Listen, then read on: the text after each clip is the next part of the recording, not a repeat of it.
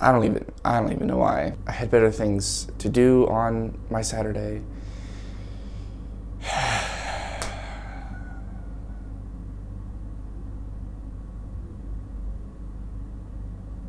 Ow.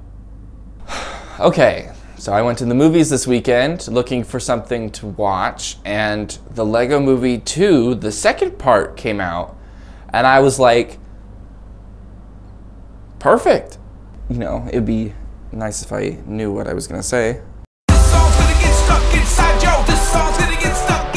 So I saw the newest Lego Movie, which was directed by Mike Mitchell and was written by Phil Lord and Christopher Miller. This is an okay movie. I saw the first one when it came out, the Lego Movie, and it was awesome. It was one of the best animated movies that I've probably ever seen. It sort of came out of nowhere, and it had the unique disguise of being a like 2-hour-long commercial, but it ended up being a really well written and really well put together production. And for the second part, it was like remnants of that. It didn't really have everything going for it that the first one did. So the difference between these two movies, at least production-wise, was that Phil Lord and Christopher Miller didn't direct. They just wrote the story. And I'm sure they worked really closely with the director anyway, but they, I think, didn't direct this because they were working on other projects, mainly Spider-Man Into the Spider-Verse, which was a great movie from last year, and definitely better than this one. So this movie had good animation and good voice acting, and the story, I guess, made sense, especially as a sequel. Like, it wasn't the exact, well, it kind of was the exact same story as the first one, just, you know, different settings, I guess. But there were like issues with this one that I don't think the first one had. I haven't seen the first one in a couple years, but something that really stuck out to me about this movie was that the sound mixing was really bad. At several points in this movie, the sound of the voice actors and the sound of the music sort of would like alternate as to which one had the foreground, and it would make it so that I couldn't understand either one, and I had no idea what was good about the song, and I had no idea what the characters were saying. So it just ruins like big chunks of the movies, and I'm just sitting there like, oh man, what happened? Honestly, the best part of this movie was the credits. And that's, you know, kind of a joke because the song that plays as the credits start to roll is a song about how the credits are the best part. But that song was worked on by Robin and the Lonely Island, who worked on the Everything Is Awesome song from the first one. So it ended up being the best song, which, you know, oh, okay, I have to complain about this. What makes Everything Is Awesome a good song is that it works thematically within the first movie. For this second movie, Catchy Song has no thematic purpose, and it's just like a weaker version of Everything Is Awesome, because the point of Everything Is Awesome was that it's a catchy song. And if that's the exact same point as the second movie's version of like their breakout song, then like,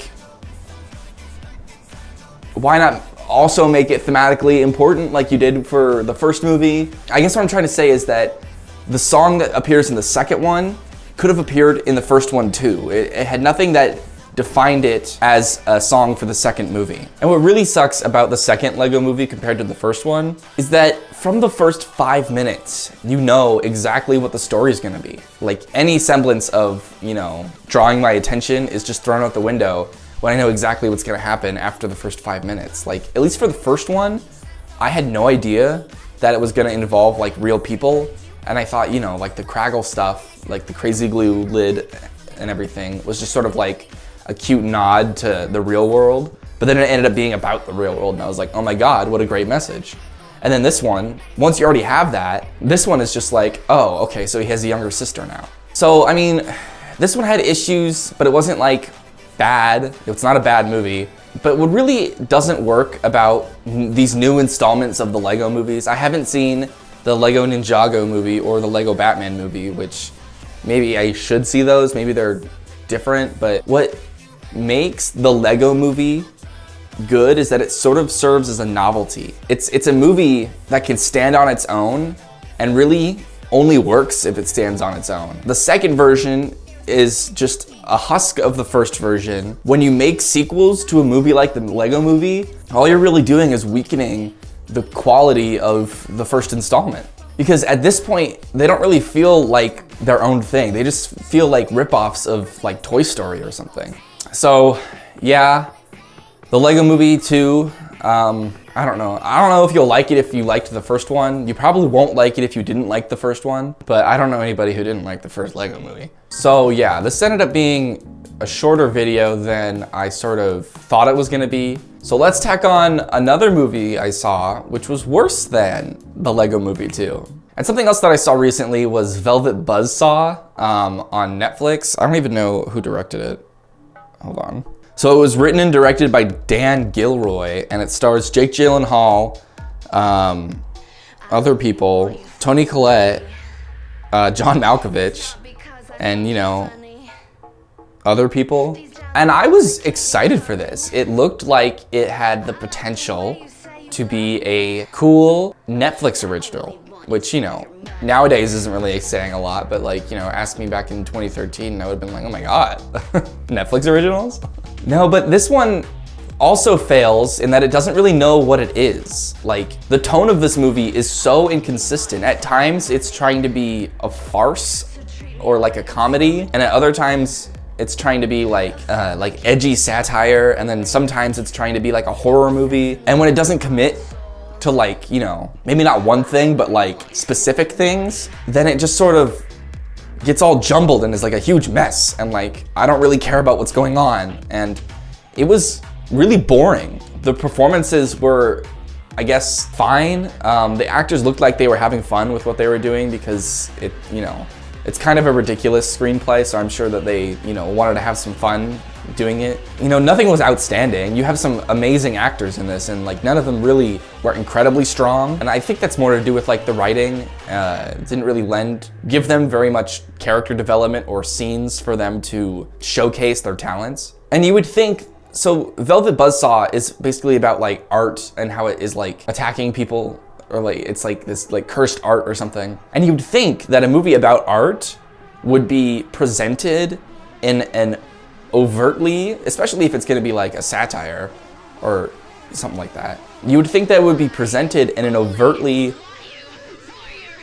artistic way, you know, but like the cinematography and the music and the style all just seemed very like,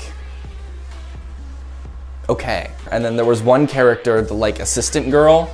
The entire time, I watched this with my roommates, and the entire time we thought she was in on it. Like we thought she was the one doing all this stuff because she was at every murder scene and was sort of like jokey about it. Like, but that didn't end up being the case. And so we were like, why is she traumatized?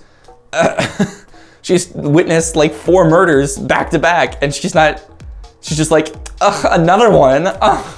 So yeah, that one wasn't a good movie either. And you know, frankly, I don't know what I expected.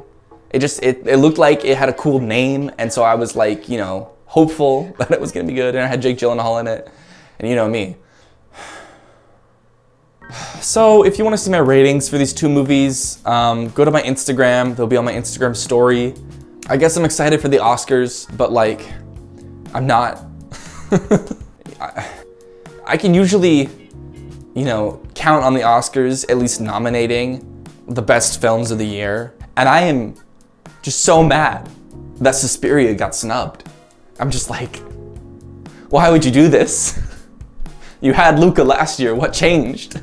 Maybe I'll post like my Oscar predictions somewhere, but I really don't have the motivation this year because like I really don't care about most of the nominees. This is the first year where like I have no idea what to even pick for Best Picture. I would pick Roma, but Roma's nominated for foreign film. So I'm sort of thinking like, well, maybe they'll give Roma the foreign film so that they can give the Best Picture to something else. And then, you know, Roma can still have a high award, you know? But then like at the BAFTA Awards, it won both. So like, could that happen at the Oscars? I have no idea, I've never seen that happen before. And I want the favorite to win everything, but the favorite's not gonna win everything because nobody saw the favorite.